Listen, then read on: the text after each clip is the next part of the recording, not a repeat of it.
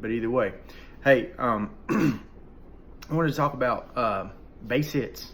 So let's rewind to my little league career in baseball. Look, I loved baseball when I was younger, but I kind of had a problem when I first started playing ball. I never could hit a home run. I couldn't. It just wasn't in it. And I played for several years, and I was a decent player.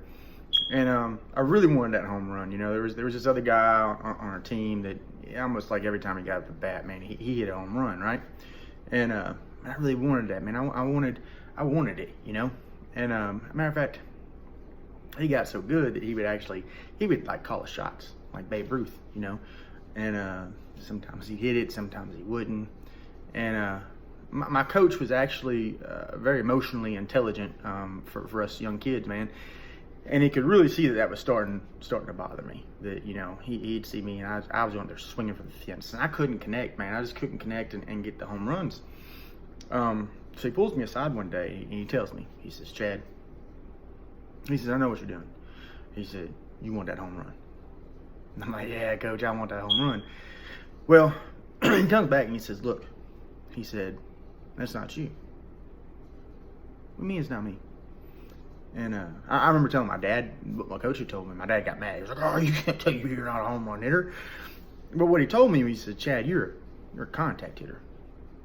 You're a contact hitter. He said, you have the skill to get up there and almost every time get a hit, a base hit, move players around bases." He said, "That's a skill." He said, "That's really important." He said, "Matter of fact, that's as important, if not more important, than the home run hitter." And I went on and played a few more years, and I never did get my home run. But after I got that mentality and mindset set, I started becoming a much more effective team player.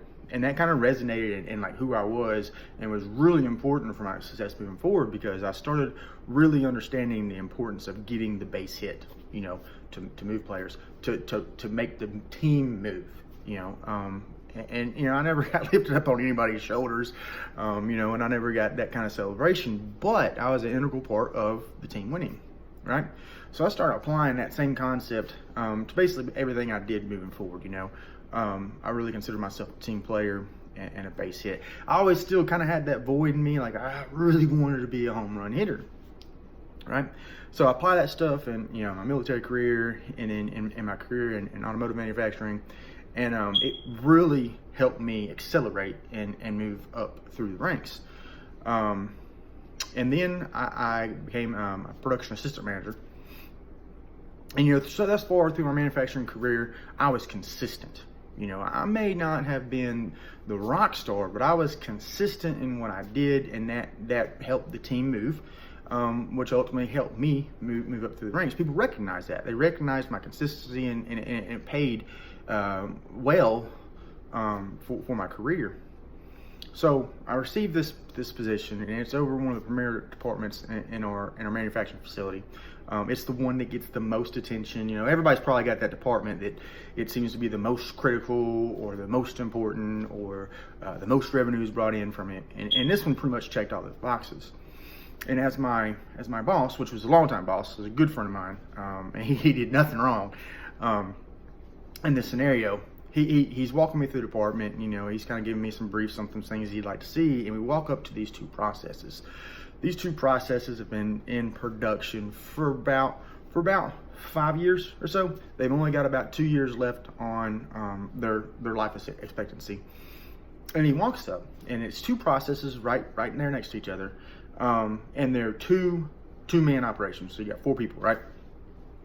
And he looks at me and he says, "Chad," he said, "if we could get a manning reduction of 1 between the two, like combine the processes and look at your waste, look at your wait times and all that good stuff, and if we could reduce that by 1 person, that would pretty much guarantee our profitability for the rest of this program's life expectancy." Which I was like, okay, yeah, that's cool. And he said some really key words to me at this point. He said, "Chad, if you can do that, that's gonna be a home run." And like, there's like a switch just like went off in my head, and I was like, home run? Are you serious? I've never had a home run, right? I never had a home run on the field. Never really had a home run in my professional career, or when none that was like recognized as a home run, and like I almost salivated over it, right? So I'm relatively new to this position, and I knew this department well. I'd kind of come up in this department and then come back to it at a later time. And so like I salivate, like, and now I'm like really pushing our team, like we gotta get this done, you know. And I can mask it all kinds of different ways, you know. I'll guarantee profitability, and you know, it's better for everybody, and blah blah blah blah. And it was a feasible, it was a feasible thing. It was kind of a hard sell because the program had been already for 5 years. You know, we had never made this change prior. And you know how the drill goes on this type of stuff. It's a hard sell for the people that are running the processes, and rightfully so. But I really pushed on this, like we were going to get the home run. We were going to get the home run. So we pushed, and honestly, I alienated some people during that process. You know, applied too much pressure. But when we got done, it worked, right? We got it done. Obviously, there's some hiccups. We had to get some things worked out, but when we get done, my boss comes back around, and of course, we get everything approved and all standard work changed and everything else, routed through quality, and of course, you know, we gotta do our capability studies and put it on tumorous inspection, and you know, we get through all of that, and it works. You know, there's no safety issues, there's no defects going out, and we substantially increase our profitability on that process. And our boss, again, is walking me through the department, and he gets this process, and he looks at me and says, "Chad, this wasn't a home run." I'm like, "Man, what do you mean wasn't a home run? You told me it was going to be a home run." He said, "It was a grand slam." And I was like, grand slam is better than a home run, right?